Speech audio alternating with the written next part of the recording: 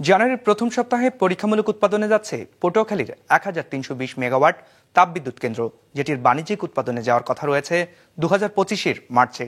সে সময় ওই তাপবিদ্যুৎ কেন্দ্র থেকে দেশের মোট চাহিদার প্রায় ১০ ভাগ পূরণ সম্ভব বলে জানিয়েছেন কর্তৃপক্ষ। পটুয়াখালী প্রতিনিধি চিন্ময় কর্মকারের পাঠানো তথ্য ও ছবিতে desk report. Double million offer, Walton fridge কিনে পেতে পারেন ২০ লক্ষ টাকা, রয়েছে কোটি কোটি টাকার নিশ্চিত উপহার।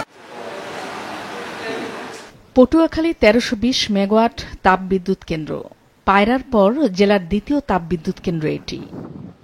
সম্প্রতি নির্মাণ কাজ শেষে বিদ্যুৎ কেন্দ্রটি থেকে সঞ্চালন লাইনের সংযোগ দেওয়া হয়েছে আমতলীতে নির্মিত ডাবল সার্কিট সুইচিং স্টেশনের সাথে, যা কয়েকদিনের মধ্যেই চালুর কথা রয়েছে।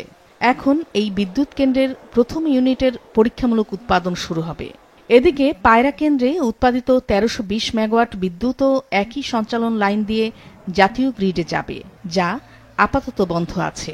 ৪০০ কেভি লাইন ইন এবং লাইন আউট সঞ্চালন লাইন সহ আঞ্চলিক সুইচিং স্টেশন চালু করে জাতীয় গ্রিডে সংযুক্ত করার জন্য বিদ্যমান পায়রা গোপালগঞ্জ ৪০০ কেভি ডাবল সার্কিট লাইনটি ১৬ তারিখ থেকে ২৩ তারিখ পর্যন্ত শাটডাউন পাওয়া গিয়েছে। আমরা জানুয়ারি মাসের মাঝামাঝি প্রথম ইউনিটকে পরীক্ষামূলকভাবে জাতীয় গ্রিডে সংযুক্ত করে বিদ্যুৎ উৎপাদন করতে পারব।